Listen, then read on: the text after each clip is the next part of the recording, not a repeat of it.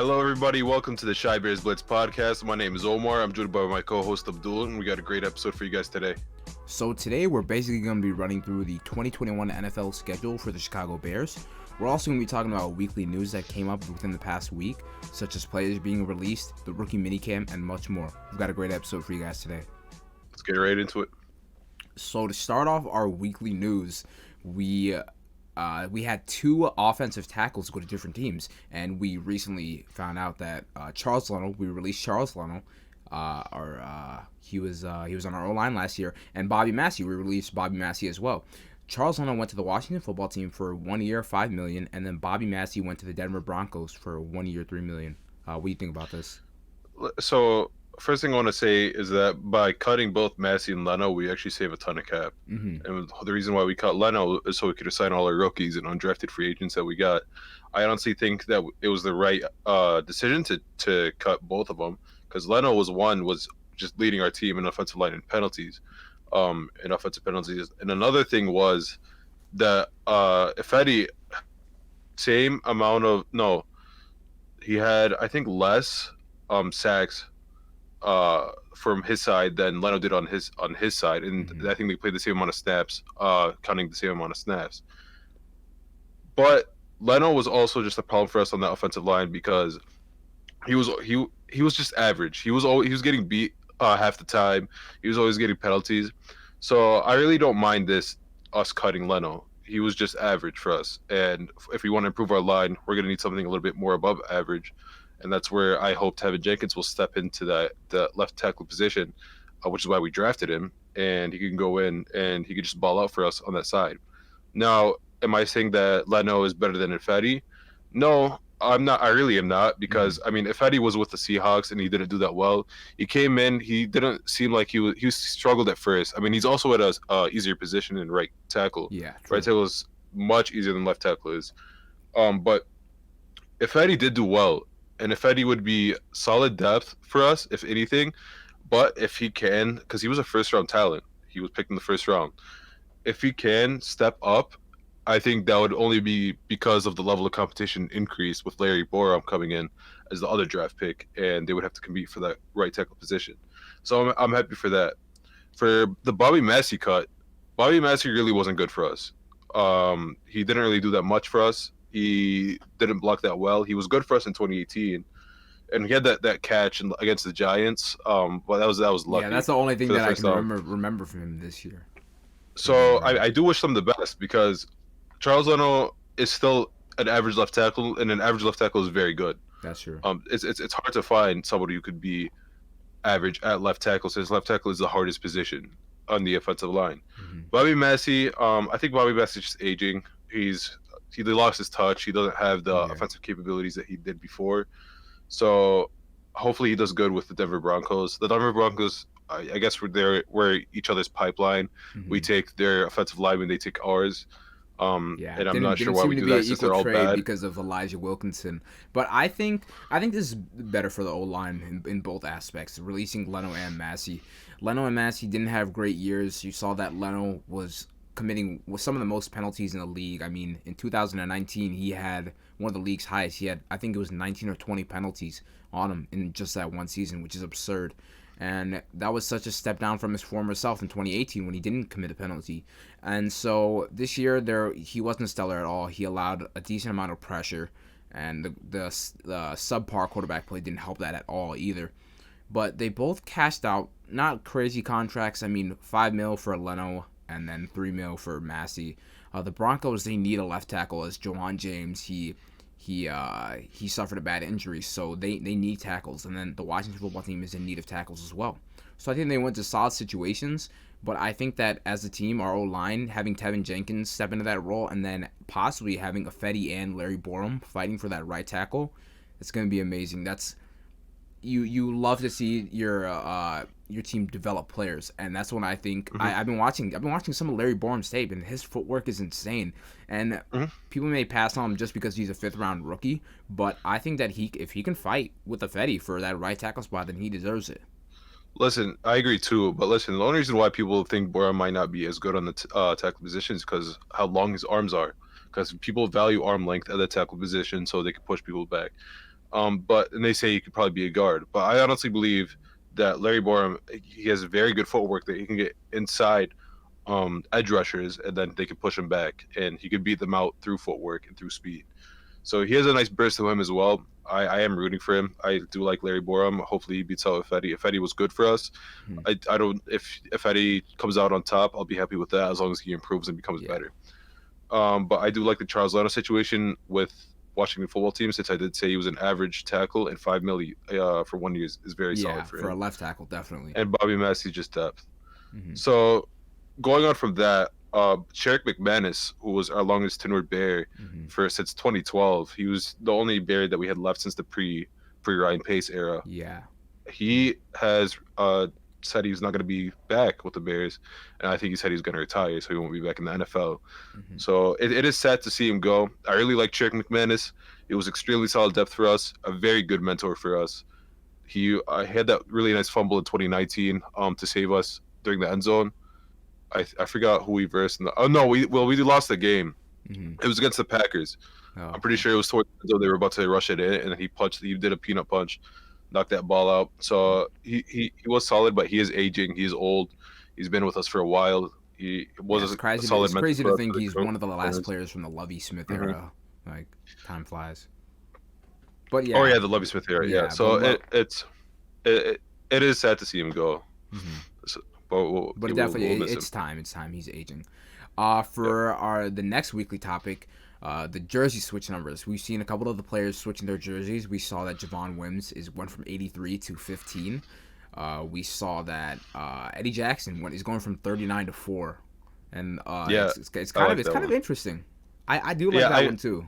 With the whole single digits in the corners and receivers, I honestly like it a lot. And with safeties, because Eddie Jackson 39 to 4, because 4 was his college number when he was with Alabama. 4 is a very nice number on Eddie Jackson, to be honest. I think 4 is a very nice number. Damien Williams at number 8 is kind of solid too. I think that's kind of raw. Damiere Byrd, he's coming with the same number he did with when he was with the Patriots at number 10. So he's gonna be taking over Mitchell Trubisky's number. So as we know, and hopefully he could be the best number 10 we've had. I saw that tweet. Jacob Infante, he said, I can't wait for Damiere Byrd to be the best number 10 in the past 5 years, and all the truthers came out.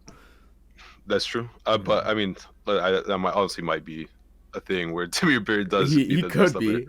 I mean, it's not a high bar to beat. For real. And then for Jayvon Williams, he switched to number 15, which is a nice number. I honestly don't know why he switched, because I honestly believe that he won't be on this roster in the next couple of months. I think if he switched his number, because he had the same number as MVS, and both of them were dropping balls. So now that he has a different number, hopefully he has. It's a cursed number. Yeah. Yeah, it's a cursed number. It is a very cursed number. Marquise Goodwin, he went from 11 to 84. I honestly like that. I like that. I like that. Receivers with the number 84 is nice. But Mooney is number 11, so. Right? Mooney's number 11. Mooney's 11, yeah. Yeah, so that's fine, because I mean, I don't know, anything in the 80s for receivers I think is too much, besides like Antonio Brown. Because Antonio Brown had 84 and then Randy Moss had 84, so that's why I like the number 84 for that. Oh, I mean, maybe he steps into those shoes, you know. Bro. You know? The new duo. The new duo.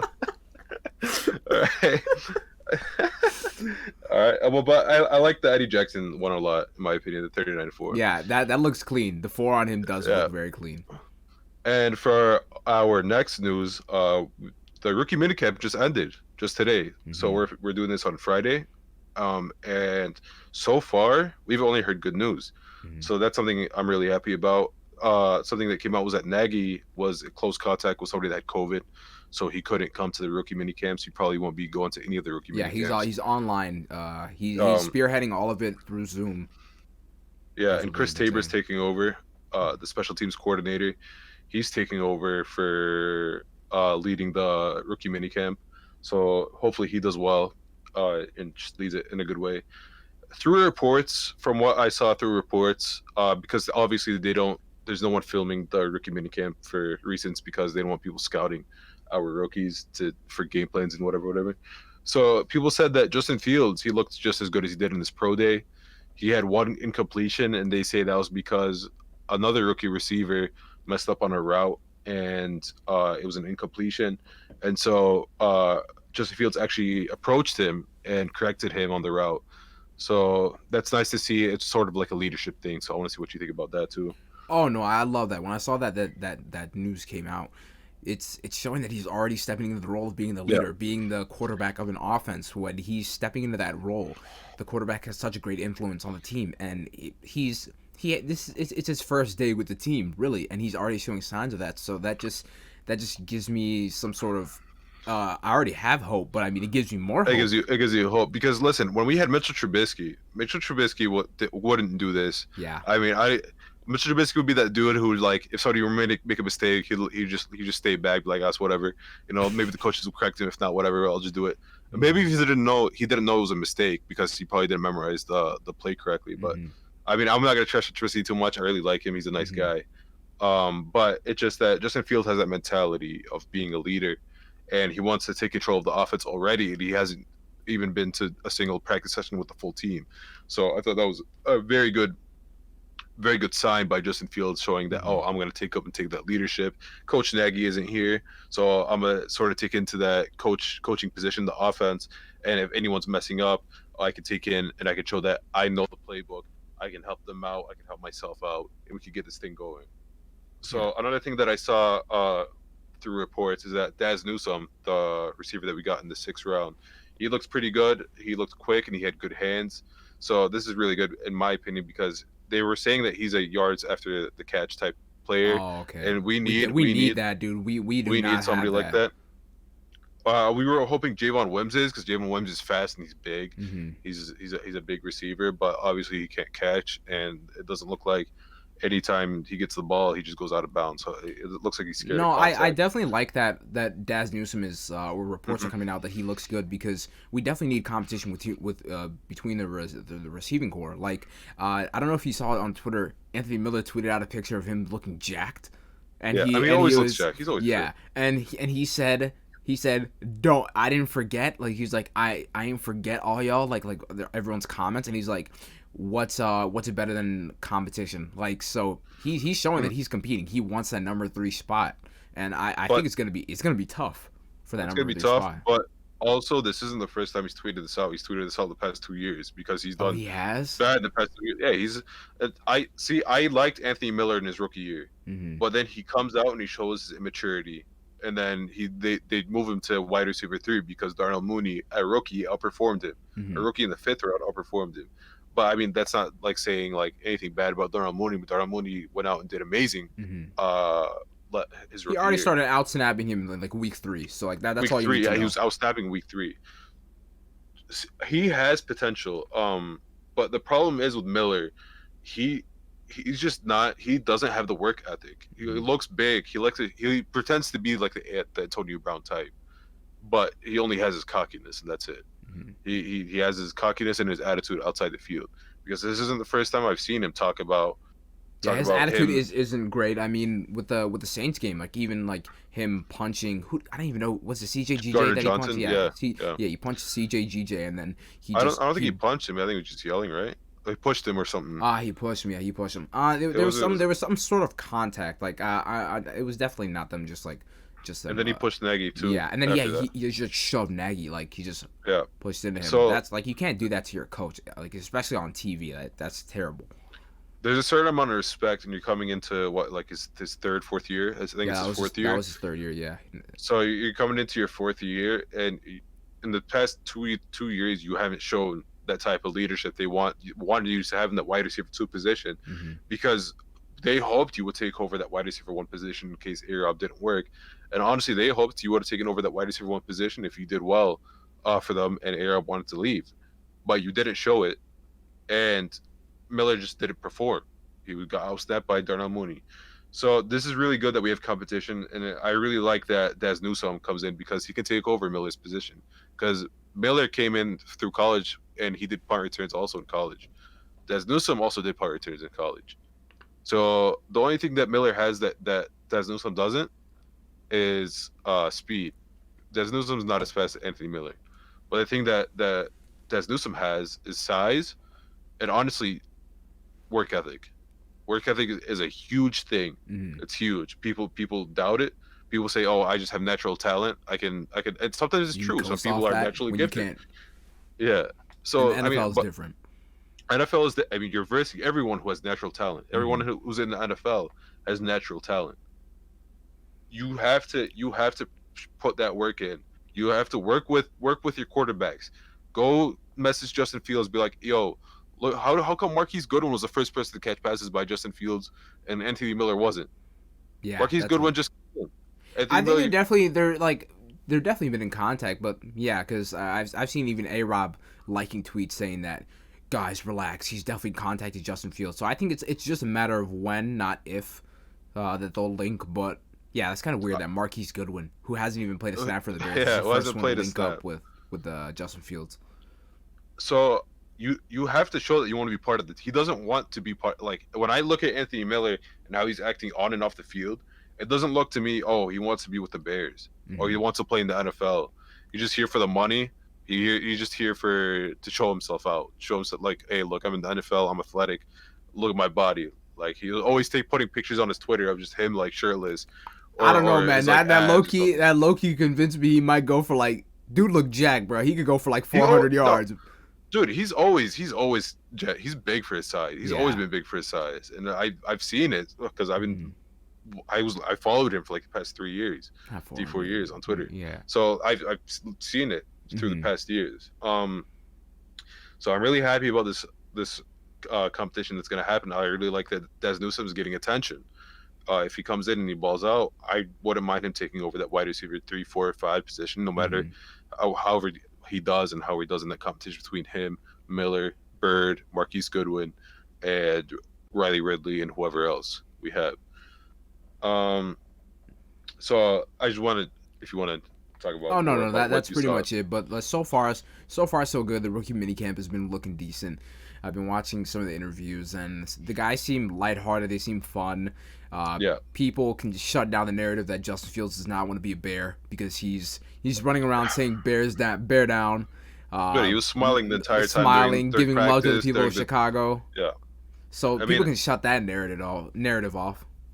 I mean, he also got like what? He was the second most jersey sales in the NFL behind Trevor Yeah. Lawrence right Yeah, after the I saw draft. that.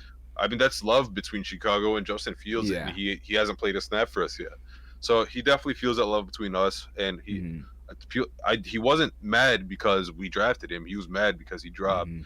and I think he somehow not like straightforwardly acknowledged it, but Mhm. it just, you could tell by how he's acting with Bears players and with just the Bears media and how he's Mhm. acting with the public, is that he's happy to be a Bear. He's happy he got drafted with us. He's just mad that teams passed up on Yeah. him when he was supposed to go second overall, Mhm. not even like 2 months ago. I think So- that I saw this graphic of when they lost when Ohio State lost to Clemson in 2019. They displayed the graphic of them losing. So it was 23-29 Ohio State versus Clemson in a bowl game in 2019. And so they lost, and they left that in their gym room, in their weight room, as motivation. So I feel like somehow, some way, the draft board is gonna be that motivation for him. Just showing a picture of him being taken at 11, because it's absurd that he even fell that far. You want to know which quarterback has that type of mentality where things anger him if it doesn't go his way? Who? Aaron Rodgers. Aaron Rodgers, when people belittle him, Mhm. he always posted up like he's always like, "Hey," even with the Jordan Love thing, when they belittled him He's with too the Jordan Love talented, thing, man. he put up that Jordan Love thing. Hey, they drafted me over him. I'm gonna outperform everyone. Mhm. And he goes out, he outperforms everyone. That's a mentality Justin Fields has. That's an elite type of mentality, Mhm. and that's what people have been talking about in media. That's what people have been talking about on social media, and everywhere in general. So that's something we really like. Some quotes Justin Fields said during the press conference that stood out to me is he said, "If you aren't striving for the starting job, you shouldn't be here," which I thought is really good. And he also that was said, hard. "Yeah, that it was." And another thing he said is that I'm going to do everything that I can to get that starting job. It's not up to me. Coach Nagy has set the plan on my development. What does that say to me? He's here to put in the work. He's not here to screw around. He's here to start. He's here to compete with Andy Dalton and whatever quarterbacks we get during the undrafted free agency or whatever, or free agency. And he's here to outperform all of them from the very beginning. And it also shows the level of respect he has for Nagy. He's saying that. Oh yeah. He's saying that Nagy has a plan in place. I'm not going to. People have this misconception about Justin Fields because when he committed to Georgia and he didn't get any playing time, he left and he went to Ohio State. He went to a better football program, and people keep asking him the question, "Oh, is he gonna feel the same way when he's not starting over Andy Dalton week 1, possibly if that happens?" And he just comes straight out and says that. If Nagy has a plan for me, I'm trusting him. I'm trusting my head coach, and having that trust and having that that mentality is just great for the team. It is, and he respects the coaches. He respects the team. He's a very humble person. He's not cocky. All he wants is to work, and he wants to put in that work. He wants to succeed. You see his Madden rating, him being humble. He was the only one being humble. Yeah, he's like Madden probably make rookies like 78 to 81. Yeah, and then everyone's like 85 to 90. Zach Wilson saying 90. Listen. Justin Fields is not that man. Isn't like somebody who's just like just telling lies to himself. Be like, oh, I'm gonna be the very best ever. I mean, it's good to have that type of confidence and to believe that sometimes you have that type of confidence. But also Justin Fields knows, he's like, I know I'm in a situation where Andy Dalton is the starting quarterback, and I'm going to have to outperform him. I'm going to have to learn to play better than him. I'm going to have to do everything better than him and take a step forward above every other quarterback that came before him with the Chicago Bears and in the NFL that's playing currently. And I have to take that role and succeed in it. And that's what he's doing. And that's what I really like. And that's a mentality that everyone really likes that I was talking about. So Adam, I don't know if I'm saying his name right. Adam Hogue. I think it's Adam Hodge. Yeah, I think it's Hogue. I think it's Hogue. He tweeted out. Yeah, I know. He tweeted out that Justin Fields spends 30 to 45 minutes after meetings going through his notes, and he made flashcards to draw up the formations. That's something he mentioned during the. Yeah, and he elaborated on it with the press. Yeah. He said that They asked him the specific note cards he has, and he said that he draws a play and then puts the name and then describes it on the other side. And this is great to hear from a rookie quarterback because I don't know, I never saw whenever I was watching like post game Mitch or pregame blah blah blah all the interviews with Mitch, he never showed this type of like enthusiasm and this sounds like a beat down on Mitch party, but he just shows so many signs of being a leader already. Like it's so early. Listen. Mitchell Trubisky had one press conference I really liked that I saw him that he had confidence in, and that was the one in 2018. We had a really good win. I think it was the Rams Bucks game. No, I think it was the Rams game in 2018. Mm-hmm. It was during Christmas time. Yeah, it was towards the end of the season, and he's wearing like Christmas light shirts, and he had like a beard. But when he was answering questions and he was talking, and you could tell by his eyes, he had a confidence that he was great. Mm-hmm. But then when you see him in the press conferences after, and he starts to decline, you see him after, he just looks scared. He doesn't have that confidence anymore. He lost that swagger. So that was the best press conference I saw by Mitchell Trubisky, and that's honestly horrible. And when you look at Justin Fields, his man's coming out with that winning mindset, different mentality, completely different mentality. So I mean, he's already trying to learn the playbook and the formations every day, the entire day, because he knows this is his life, this is his occupation. Mm-hmm. He wants to be the best at it. That's something. What I mentioned, Mooney. Mooney was a 5th-round pick. He got the opportunity to be in the NFL, and the first thing he bought was a jugs machine. Mm-hmm. So he wants to be. He knows that his life is in football, and he wants to be the best at the position. So he'll keep practicing. That's something Justin Fields is doing. He knows that he has the opportunity with the Bears. Mm-hmm. He wants to show that he can be the best at it, so he's practicing. He's learning the playbook. He's learning formations. He's quizzing himself. And like you said when we talked about Justin Fields in the previous podcast, he scored the highest on the mental aptitude test. First out of 6,500. So this man will memorize the playbook very quickly. So I think he'll do solid for us in learning the playbook. I think he'll play well. I think it'll be just great overall for us. And what I saw from him during the press conference, I really liked. Agreed. So now we're going to be talking about the schedule for next season. Actually, before we go into, I just want to talk about real quick about Tevin Jenkins too. Oh, we forgot about we got to show love to the O-line. Yeah, we got to show love to the O-line.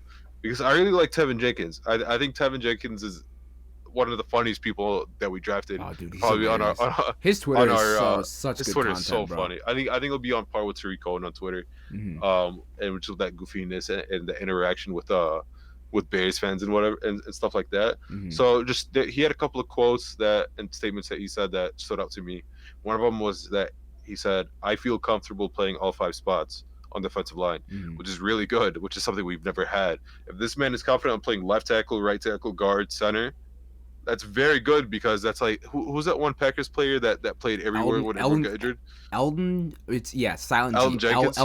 Elton Jenkins. Yeah, that man did really good. He's and a if monster, we get a player dude. like that, a player like plays him everything. on us, and so just in case like Mustard goes down Mm-hmm. and Whitehair goes down, and we need somebody to play that guard, so we do inside runs, he can go in for there, or we're gonna have a run towards the outside, he can go play left tackle, and we can get the run to the outside, and he can block well there.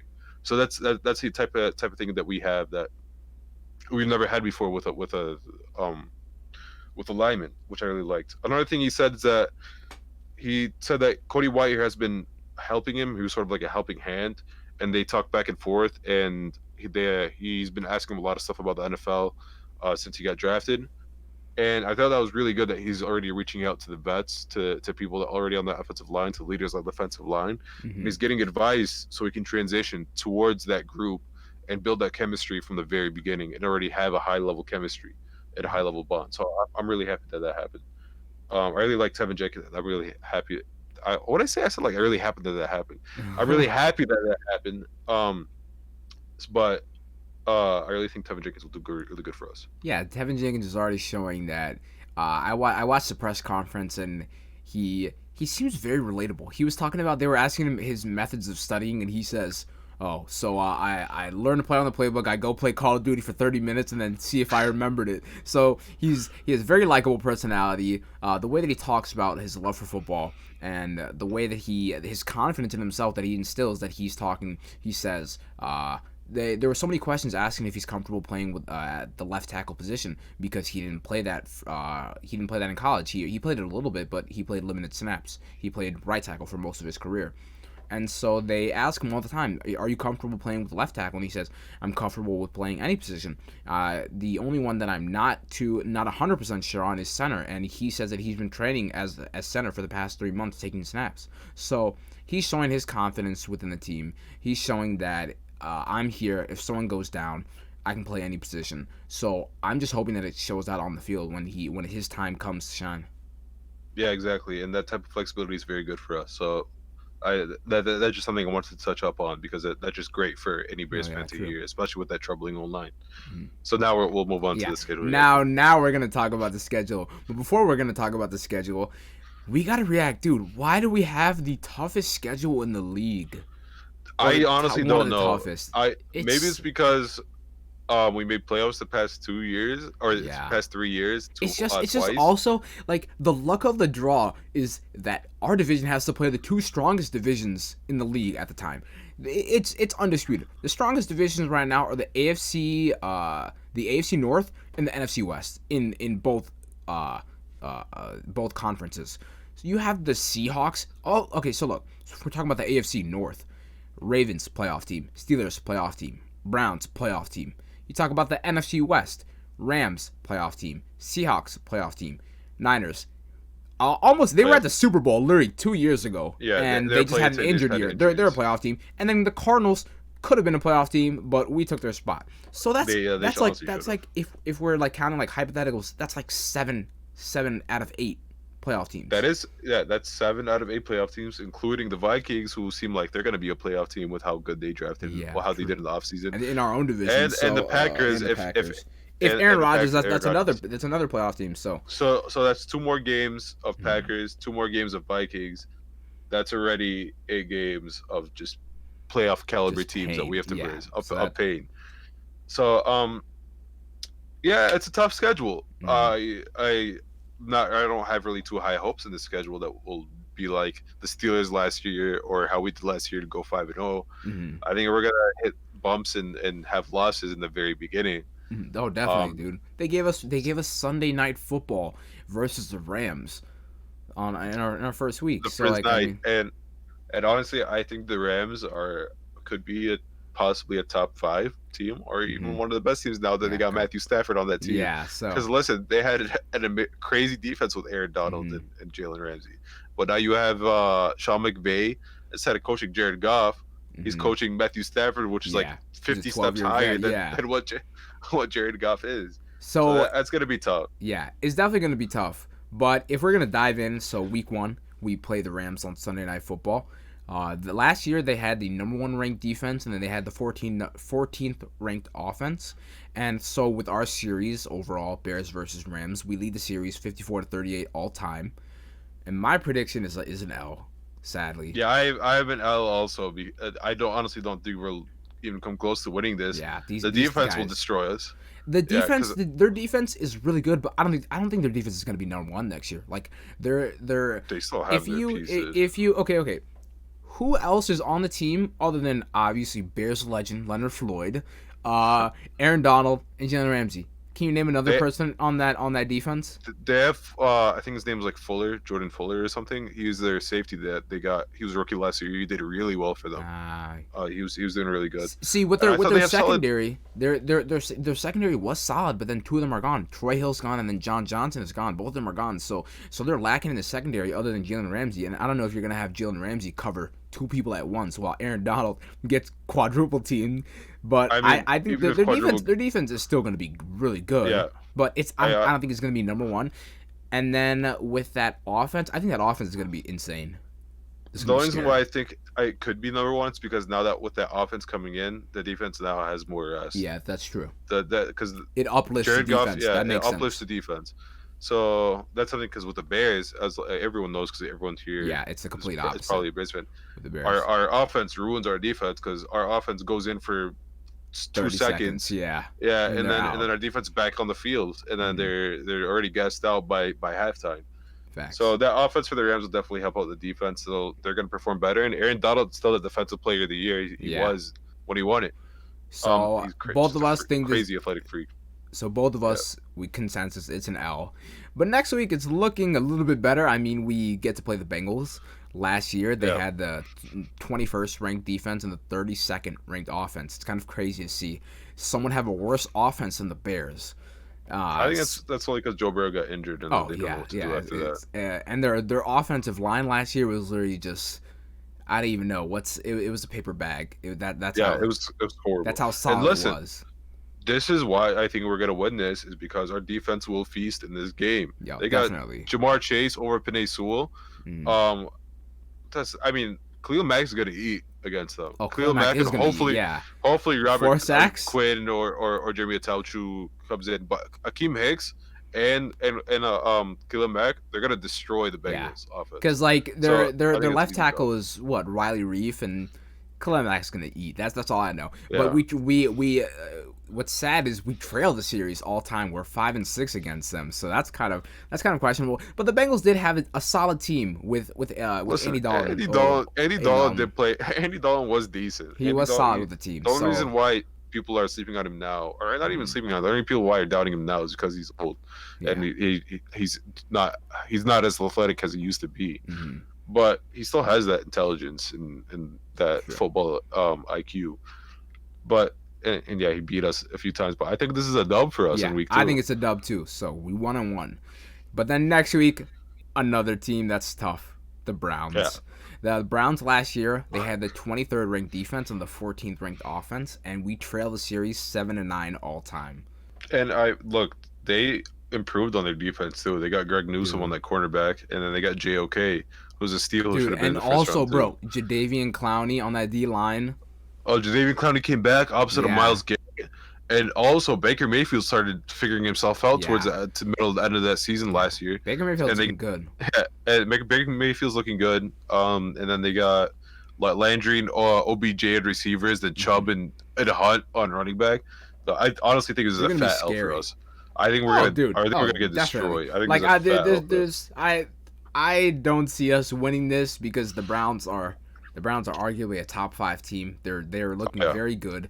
Extremely solid. It's definitely they have dependence on their rookies because they have a couple rookies stepping into important spots like cornerback and linebacker. Yep. But I think that their offense is better than ours. Their defense isn't better than ours. but their defense is going to give us a tough time. And so I think that that's an L, which kind And of sucks. I think Miles Garrett will help out those rookies anyway with the amount of pressures he's gonna get Oh on the yeah, quarterback. he's gonna give That Tevin man's an Jenkins some athletic work. freak. Oh yeah, that man's an athletic freak. And for the next week, we have Week 4 versus the Lions, and this is where we debut against Jared Goff, the king of the Lions right now. This is what I think is gonna happen. This is my prediction. Mhm. We're gonna be losing this the first half to first like 3 quarters, Mhm. mid third quarter. Mhm.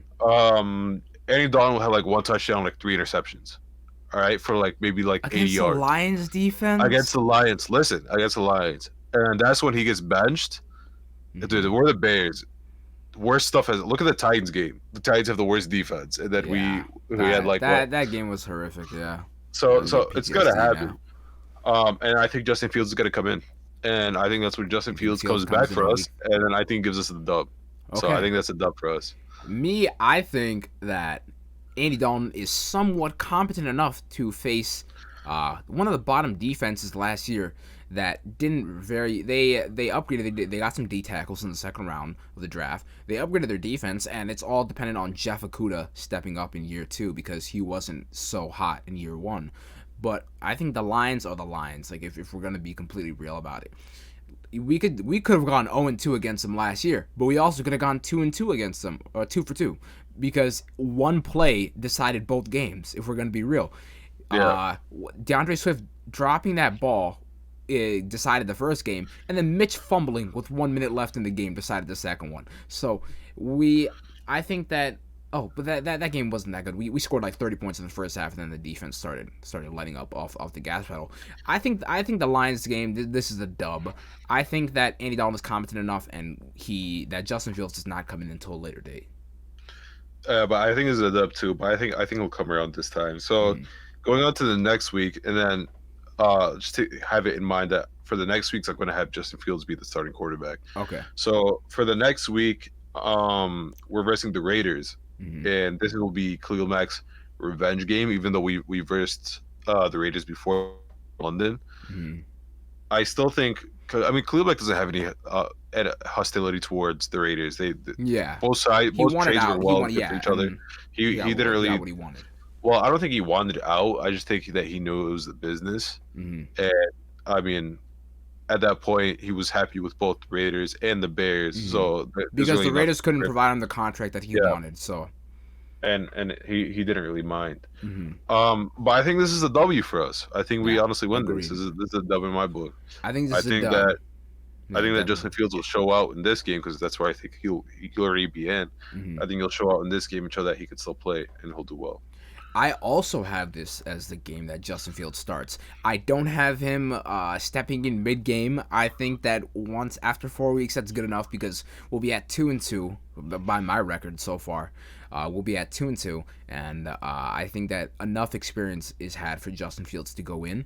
The Raiders last year had the 29th ranked defense and the 20th ranked offense. We trail the series 7-8 all time.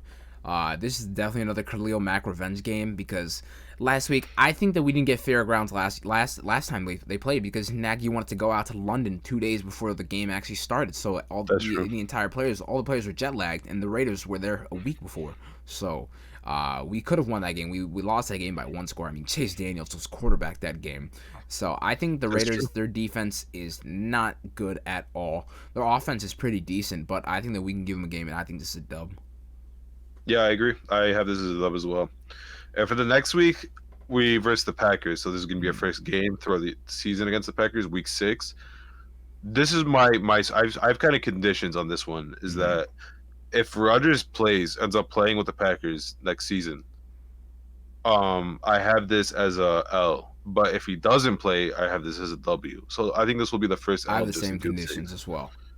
So I think it's pretty accurate to say that if we're comparing teams, the Packers versus the Bears, if you take away Aaron Rodgers from the Packers, the Bears beat the Packers. yeah, I agree. I too. think everyone would say that.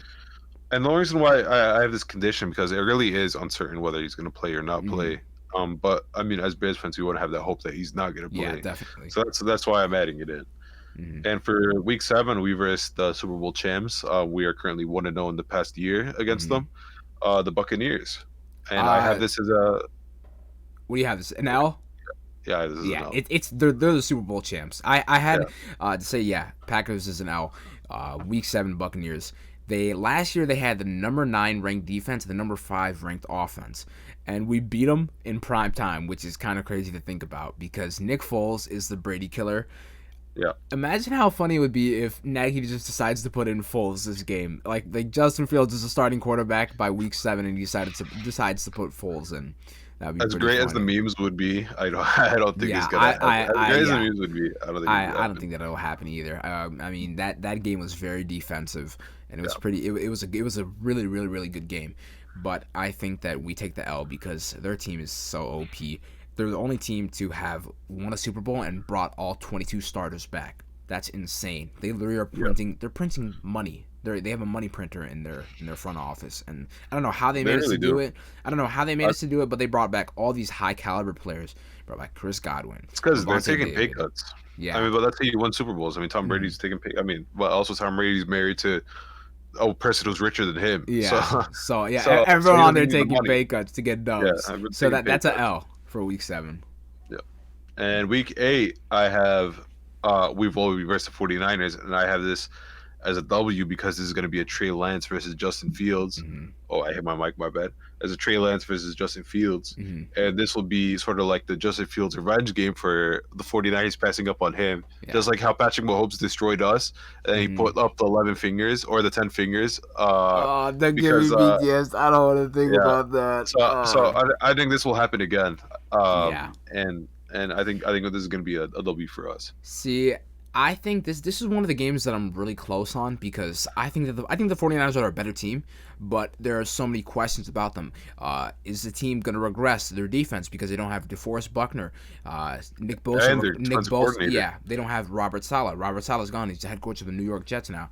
They don't have Richard Sherman. Richard Sherman's not back. They have Nick Bosa recovering from an ACL tear. So there's so many question marks about this team because they were the ICU of the NFL last year next to the Philadelphia Eagles. So that's kind of a question mark. But if assuming they're all healthy, I'm going to give this an L because George Kittle's a demon. Their defense is scary. I think that if Justin Fields is starting, then we have a decent we have a solid chance. I'm not going to say anything crazy. I think if Justin Fields starts, it'll be like 60. I think it'll be like 60-40, where us 40% chance of winning. I think the 49ers are just a great team, and it's going to be tough. Yeah, I mean, they'll out-coach us, I think, also just to pass down definitely. Yeah, Kyle Shanahan is a great schemer. It's just a great schemer, great coach. Just one of the best coaches there is in the NFL. And yeah, I have this as a W. Mm-hmm. So for the week 9, the week after that, we versed the Steelers. And even though they were clowned towards the end of the season, they still were an 11-0 team, and they still were extremely solid. They still had an amazing defense. So I have this as a fat L. I have this as a W. So I'm gonna reason it. Last year they had the number 3 defense, the number 10 offense, and we lead the series against them 22-7-1 all time. I think this is a dub because their team regressed. They lost Bud Dupree on the line. He was he now plays for the Tennessee Titans. There are not many very noticeable names in their secondary other than Minka Fitzpatrick and Joe Hayden, who's getting up there in age. But their defense is still solid. I don't think their defense is going to be performing to the level that it was last year. But also the Steelers, you said that they were 11-0. I personally believe that they were the worst 11-0 team of NFL history. Yeah, that's what I'm saying. They were being clowned as being the worst 11-0 team. So but they were still 11-0. They were still 11-0, but there's so much luck that goes into that, like Gostkowski missing the field goal to ice the game. So like blah blah blah, like all this stuff. They could have easily not been 11-0, but they were still a decent team at core. But I think that with that line, that completely revamped line, and then so many just question marks about this team going into this year because it's Big Ben's last year. I don't think that they'll be able to get it through against us, so I have this as a W. I think that's where we differ. We start differing, so because we had similar ones. We only differed so far. We've differed on the Steelers. We flipped it with week 8 and week 9. We both have one dub, but we have them for the different teams. I think Oh, I we're see. I gonna win see. Yeah, Steelers, yeah, and you yeah, think yeah. we're gonna Yeah. win Niners. I see. I Hmm. see. All right, and then for the next week after that, it's a bye week, so I there's like that. no I like that we have a late bye. relax. Exactly, and it's mid-season too. I mean, Yeah. it's like almost right there in the mid, so that's really good for us. And then week 11, we versus the Ravens, and That's a L. um, this is another L. Yeah. I think this will continue our L streak. Yeah. So And they last year they had the number 2 defense and the number 7 ranked offense. That's kind of crazy to see that they had the number 7 ranked offense with a quotation mark down year by Lamar Jackson because they had no receivers. They had. I think last year they had the best running offense of all time statistically. So they're just gonna run it down our throats, and we're not gonna be able to say anything or do anything about it, and that's gonna suck to watch. they got So weapons in Rashad Bateman too in the yeah, draft. So they do Lamar have has weapons. weapons. Yeah, Rashad Lamar has Bateman. weapons now. So And I the think that defense. there's no way, and then their defense is so they have the best cornerback duo in the league. Like Hmm. you can't throw on them. So and then they Yeah. have a solid D line. I mean I believe that they drafted an edge earlier this year or in the first round this year. So they're addressing that issue. But They drafted Rashad Bateman. I yeah, thought they drafted had another pick. Rashad, but I think his name was Azeez Ojulari. I think Azeez went to them. Oh yeah, Yeah, I because think they had the did. 30. They took Rashad Bateman with 27, and they had 31. Uh, Yeah, but I think this is just an L, plain and simple. yeah. I think the Ravens will be a very strong team and a Mhm. strong force in the NFL next year. And I have this as an L as well. And for the next week at week 12, we versus the Lions again for our second game in our divisional series. And I have this as another W. I don't think we're going to lose to Another the dub, Lions. Jared Goff. Yeah. Please give us another 2018 performance where you throw 4 picks. But hopefully this time I'm not going to start you in fantasy and you make me lose. I have high hopes for the Lions. Mhm. I think the Lions are going to get better. Mhm. The coach has a lot of energy. I do like They their don't have coach. Matthew Stafford. They don't have Matthew Stafford, but they Mhm. got Penei Sewell, so that will help their line. Mhm. They have a really young and strong offensive line. They have DeAndre Swift, who's coming into his second year, who started going off end of the last year. So I think there will be a really good force next season. I just think their defense is the only problem. And like you said, it's just if Jeff Okudah steps up to that defensive position. Agreed. And so with week 13 next week, we play the Cardinals. They in 2020 they had the number 14 defense and the number 6 offense, and we lead the series 59 to 28-6 all time. I have this as a dub because people are beginning to overrate the Cardinals a little bit. They added some significant pieces. They got J.J. Watt, but when you're looking at the stats, J.J. Watt's an aging defensive end. They lost Patrick Peterson and they filled him with Malcolm Butler, who I only know Malcolm Butler from 2 plays: the Super Bowl play and then him getting stuffed by Derrick Henry. That's all I know Malcolm Butler for. He's still solid, I think. Yeah, he's not a bad cornerback, but and then they also people are hyping them up because they signed AJ Green to a 1-year $8 million deal. So I think that people are going a little bit too crazy on their offense, and their defense as well, saying that they're Super Bowl contenders. I think that just against us, I think that we have a chance to win and just lock up Kyler. I differ in this with you again. Is that I think that we lose against this because Kyler Murray only did well last year because he was injured towards the end of the season. He injured his throwing arm, in his leg too. I'm pretty sure. Yeah, So, he did.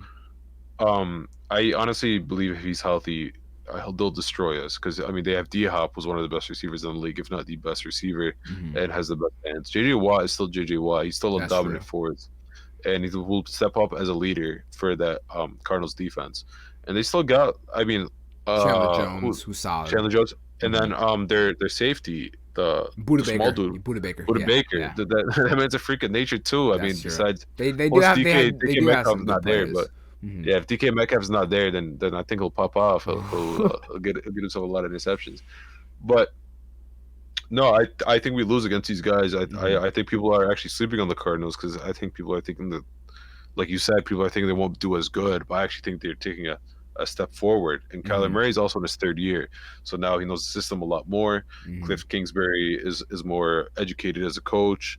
That defense has taken a step up, in my opinion, because Patrick Peterson is solid, but he's still he's aging now too, Yeah, that's true. and I don't think they want to pay him that much. Malcolm Butler's still solid too, Mm-hmm. but he's also aging, but he's still solid for a cheaper price. Mm-hmm. Um, and they got James Conner, but even Oh, though they he they probably did they did get James yeah Conner. they got James Conner, so James Conner will help that running game a lot too, Mm-hmm. with him splitting carries with I forgot who the second running back was, Chase but Edmonds. Chase Edmonds. He did well for me in fantasy a couple of times. Um, I think this is gonna be an L for us, and this is where I differ with you. Okay. No, I understand that. But then the next week we play at the Packers, so we're heading to Lambeau Field. Last year the Packers had the number 15 ranked defense and the number 2 ranked offense, and we trail the series 95 to 101 to 6 all time. I think this is an L, but with my rules, if Rodgers is not starting, then this is the dub.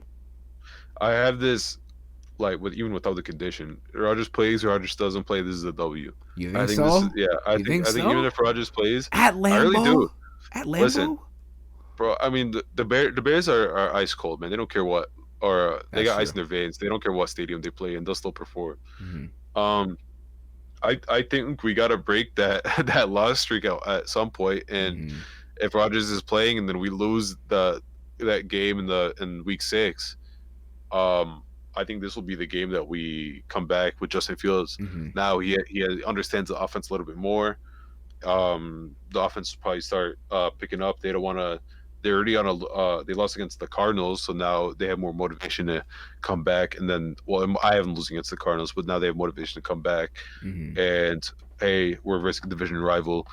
We're gonna outperform them, and I think they will outperform them because it is still a divisional game. Anything can happen. Yeah, that's true. So I think this will be a W for us. Mm-hmm. For next week, week 15, we play versus the Vikings. We play at home. I have this as a dub. They had the number 30 ranked defense last year, and they had the number 16 offense, and we trailed the series 57 to 61 to 2 all time. Last year, the Vikings were another ICU. I forgot to name them along the list of Eagles and 49ers on top of the list of ICU clinics in the NFL. But they had such an injured defense. They had Danielle Hunter, who was dead. They had Eric Hendricks, who was dead. They had so many injuries just among their team, and they still had 7 wins. So I think that their team is, and they boosted the offensive line. They have so many solid pieces, but I think that we split the games. So that's why I have us winning. This is the first home game, so I'm going to give us the edge. I think that the Bears and Vikings are pretty much same grade of team. I think that the Vikings at best or maybe 1 or 2 games ahead of the Bears. People like to say that the Vikings are like a fringe top 10 team, which I don't think that personally. But I think that the Vikings, I think that we split the games, and this is at home, so I'm going to give us this game. I actually have us losing. I did split the games as well, but I have us losing this game because they are now becoming a better team now that their defense is coming back, and they did resign, or they didn't. They now signed Patrick Peterson to help with that secondary. So I do think there will be an extremely solid team, an extremely tough team, but I think we're going to lose this one. Coming back after versing the Packers and then having to verse another divisional rival right after. I think if we win against the Packers that week, we'll get a little bit cocky because we beat the Packers and Rodgers was there. And we'll just also be burnt out because it's going to be a tough match because we all know that divisional rival games are extremely, everyone goes all out and it's just an extremely tough game. So I actually think this will be an L for us. But I do think in week 18 when we verse them again, towards the end of the season, we win again. So I have them as a split as well. In week 16, we play the Seahawks. And last year they had the number 13 ranked defense, the number 9 ranked offense. And we trailed the series 7-11 all time. I think this is a dub because for other reasons than one would think. This is in the second half of the year. Russell Wilson is not an MVP candidate in the second half of the year. And it's not just because of that. I think that the Seahawks have flaws. Their secondary, they were allowing the most air yards out of any team. And if Justin Fields is at quarterback, he's going to take advantage of that weakness. They have their D-line isn't anything crazy to me. I think that the strong suits of their team are Russ and then Lockett and DK. So if we can somehow put the clamps on them, then that's a dub. I think that there's it's not very heavily swayed in our favor, as I think that they're the better team, but I just I give us the edge in this matchup. I think we upset this one also. I think the people have the Seahawks as the better team, but I think we're going to get a dub through this. Like you said, their defense isn't really that too good. Mm-hmm. I think now with Justin Fields being at helm, he'll be a strong offensive presence for us, and I think our defense will hold up against us, and I think we'll do well. So I have this as a dub for us. And for Week 17, we talked already about Week 18 with the Vikings, where Abdul said that they think it's going to be an L. Yeah, and I said it was going to be a W, but it was just a split regardless. So we'll talk about Week 17 as the last game. And I have this as a W as well. We versus the Giants, and I think that the Giants did get better. They are working on their team, but I still think the Giants are the Giants, and they still haven't gotten to their ceiling yet. They're still building up. They're still rebuilding. So I still think we win against the Giants, and I think we'll just have a winning streak between the Seahawks, Giants, and the Vikings, and we'll end off with a winning streak. So I also have this as a W. We had the Giants last year. They had the number 8th ranked defense. They had the 23rd offense, and we lead the series 35-24-2. I think that we win this matchup because obviously on the very first snap, Robert Quinn is gonna line up, and he's gonna attack Daniel Jones and make him fumble on the first snap, and then he's not going to do anything for the rest of the season, but he's going to get that one forced fumble. So of course, I think that forced fumble is going to be the tide of the game. I think that the Giants are the Giants. They have a quarterback who doesn't know how to hold on to the ball. He has so many fumbles. His touchdown to fumble to interception ratio is disgusting. I think it might be historic worst. But Daniel Jones is really bad. Yeah, Daniel Jones, they're surrounding him with solid weapons. He has Saquon, he has Kenny Golladay, he has Kadarius Toney now as well. So they're surrounding him with solid pieces. But I think that with their D-line, their D-line isn't anything special to me. Their secondary, I don't. I like their secondary, but only because of James Bradbury. They have what's his name? Their defensive lineman Leonard Williams. Is that his name? Leonard Williams, who did really good for them. Yeah, Leonard Williams is a notable name on that D line. Yeah. But other than that, that's all. And then for their secondary, all I know is James Bradbury, who's a top 8 cornerback. So I remember that he got clowned by Mooney. So I also remember him taking the ball from A-Rob. So that game. That's also very true. Yeah.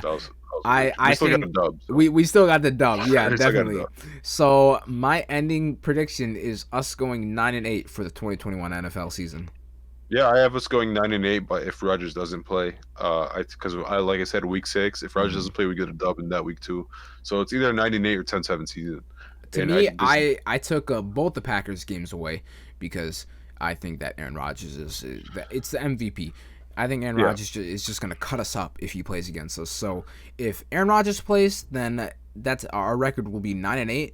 But if he doesn't play, I think that we're going to be 11-6, hopefully. And if I were to base this off of the leading versus trailing, the Bears' record would be 8-9. So it's somewhere close to the ballpark range of where we're at.